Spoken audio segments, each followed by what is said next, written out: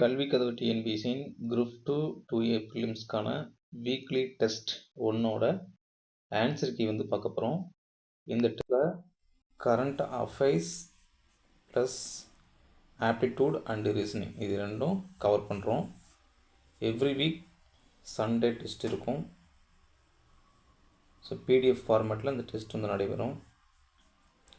நம்மளுடைய கல்வி கதவு டிஸ்கஷன் குரூப்பில் இந்த டெஸ்ட்டுக்கான பிடிஎஃப் உங்களுக்கு ஒவ்வொரு ஞாயிற்றுக்கிழமை அனுப்பி வைக்கப்படும்.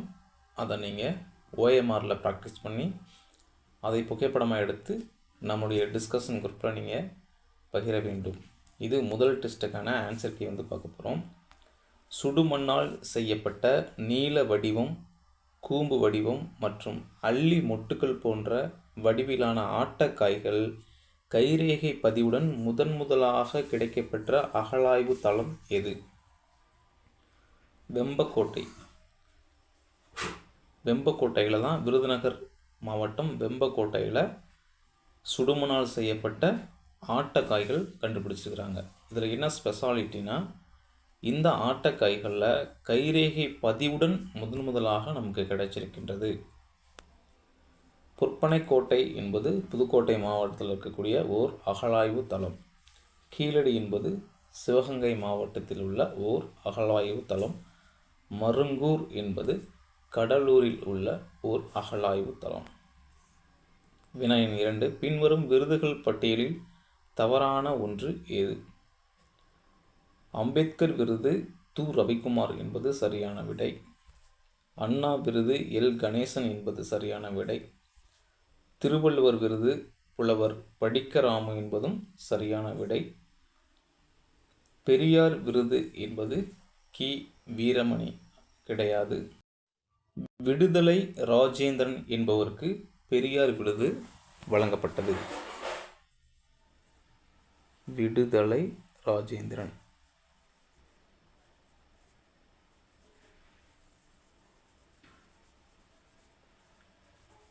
இவர் திராவிடர் விடுதலை கழகத்தை சேர்ந்த தலைவர்.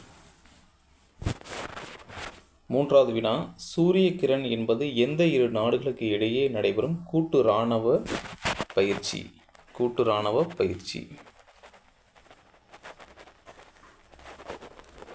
இந்தியாவிற்கும் நேபாளத்திற்கும் இடையே நடைபெறக்கூடிய கூட்டு இராணுவ பயிற்சி ஜாயிண்ட் மிலிட்ரி எக்ஸசைஸ். இதனுடைய பெயர் தான் சூரிய கிரண். இந்த ஆண்டு 18வது முறையாக இந்த பயிற்சியானது இவ்விரு நாடுகளுக்கு இடையே நடைபெற்றது. வினா எண் 4, தமிழ் வளர்ச்சித்துறை விருது 2023 வழங்கப்பட்டதில் எது தவறான ஒன்று? வள்ளலார் விருது ப. அருள்செல்வி என்பது சரியான விடை. வள்ளலார் விருது ப. அருள்செல்விக்கு வழங்கப்பட்டது.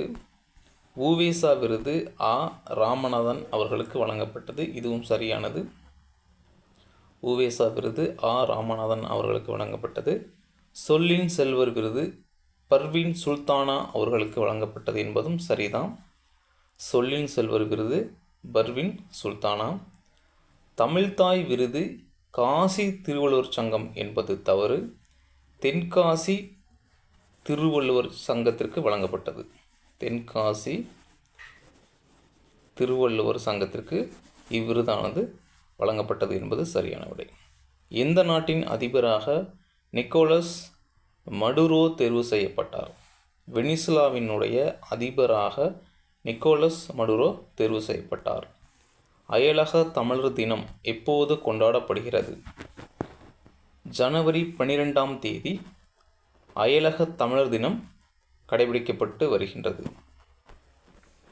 சந்தோஷ் கோப்பை என்பது எந்த விளையாட்டுடன் தொடர்புடையது? ஃபுட்பால். கால்பந்து போட்டியுடன் தொடர்புடையதே சந்தோஷ் கோப்பை ஆகும்.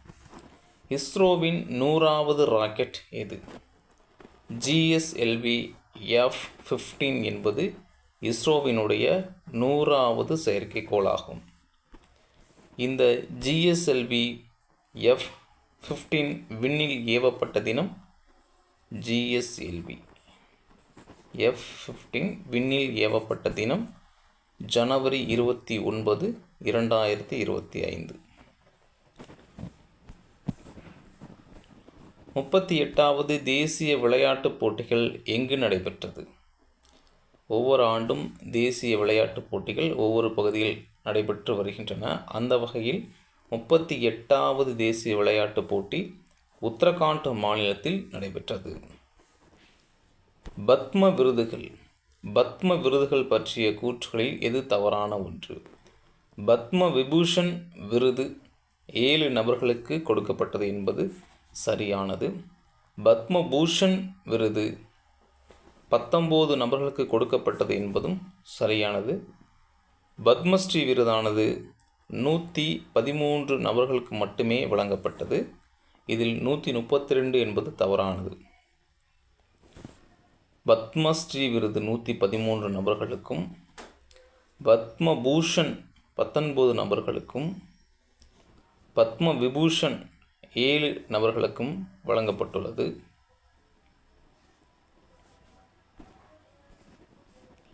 இந்தியாவின் புதிய மஞ்சள் வாரியத்தின் தலைமையகம் எங்கு உள்ளது?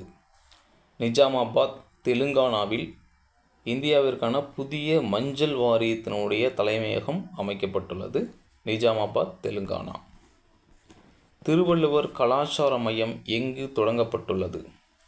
யாழ்ப்பாணத்தில் திருவள்ளுவர் கலாச்சார மையம் தொடங்கப்பட்டுள்ளது. யாழ்ப்பாணத்தில் திருவள்ளுவர் கலாச்சார மையம் தொடங்கப்பட்டுள்ளது. புவிசார் குறியீடு வழங்கப்பட்டுள்ள வெர்ஜின் தேங்காய் எங்கு கிடைக்கின்றது? அந்தோமான் நிக்கோபார் தீவுகளில் இந்த வகையான வெர்ஜின் தேங்காய்கள் கிடைக்கின்றது. எனவே அதன் சிறப்பாக புவிசார் குறியீடு வழங்கப்பட்டுள்ளது. பல நாடுகள் பங்கேற்ற லாபெரிஸ் கடற்படை பயிற்சியை நடத்திய நாடு எது? பல நாடுகள் பங்கு பெற்ற லாபெரிஸ் என்ற கடற்படை பயிற்சியை நடத்திய நாடு பிரான்ஸ். உலக பொருளாதார மன்றம் 2025ஆம் ஆண்டுக்கான கூட்டம் எங்கு நடைபெற்றது? சுவிட்சர்லாந்தில் இந்த கூட்டமானது நடைபெற உள்ளது. 2025ஆம் ஆண்டுக்கான உலக பொருளாதார மன்றத்தினுடைய கூட்டம் சுவிட்சர்லாந்தில் நடைபெற இருக்கின்றது. பிரிக்ஸ் கூட்டமைப்பில் கடைசியாக இணைந்த நாடு எது? நைஜீரியா. பிரிக்ஸ் கூட்டமைப்பில் கடைசியாக இணைந்த நாடு நைஜீரியா. தி தமிழ்ஸ் என்ற நூலின் ஆசிரியர் யார்? நிர்மலா லக்ஷ்மணன். அவர் எழுதிய நூலின் பெயர்தான் தி தமிழ்ஸ். 85வது அகில இந்திய சபாநாயகர் மாநாடு எங்கு நடைபெற்றது? பாட்னாவில் 85வது அகில இந்திய சபாநாயகர் மாநாடு நடைபெற்றது. அரபிக்கா மற்றும் ரோபஸ்டா ரக காஃபியின் மிகப்பெரிய உற்பத்தியாளராக விளங்கும் மாநிலம் கர்நாடகா. கர்நாடகா மாநிலம்தான் அரபிக்கா மற்றும் ரோபஸ்டா வகையான காபியினை மிக பெரிய அளவில் உற்பத்தி செய்யக்கூடிய மாநிலம். உலகின் மிகப்பெரிய புகையிலை உற்பத்தியாளராக விளங்கும் நாடு சீனா. சீனா தான் உலகின் மிகப்பெரிய புகையிலை உற்பத்தியாளர். இந்தியாவின் முதலாவது வானிலை மற்றும் வானியல் ஆய்வகம் எங்கு அமைக்கப்பட்டது? சென்னை. சென்னையில் தான் இந்தியாவினுடைய முதலாவது வானிலை மற்றும் வானியல் ஆய்வகம் அமைக்கப்பட்டுள்ளது. இவற்றில் எந்த மாவட்டத்தில் கொடும்பாளூர் அகழ்வாராய்ச்சி தளம் அமைந்துள்ளது? புதுக்கோட்டை மாவட்டத்தில் உள்ள கொடும்பாளூரில் அகழ்வாராய்ச்சி தளம் அமைந்துள்ளது. தமிழ்நாட்டின் முதல் கடலோர மற்றும் கடல் பறவைகளின் கணக்கெடுப்பானது செஞ்சுருக்காங்க. இது எந்த மாநிலத்தில் முதலாக நடத்தப்பட்டது என்றால் குஜராத்தில் தான் இது ஸ்டார்ட் பண்ணியிருக்கிறாங்க. கொஸ்டின் கொஞ்சம் தப்பாக இருக்குது. தமிழ்நாட்டில் எப்படி கடலோர மற்றும் கடல் பறவைகளை கணக்கெடுக்கிறாங்களோ அதே போல் முதலில் இதை செயல்படுத்திய மாநிலம் குஜராத். கால்நடை விலங்கின உயர் ஆராய்ச்சிக்கான மையம் தமிழ்நாட்டில் எங்கு அமைக்கப்பட உள்ளது? சேலத்தில் தான் அமைக்கப்பட உள்ளது. கால்நடை விலங்கின உயர் ஆராய்ச்சிக்கான மையம் சேலம் மாவட்டத்தில் அமைக்கப்பட உள்ளது. திருவள்ளுவர் தினம் எந்த நாளில் அனுசரிக்கப்படுகின்றது?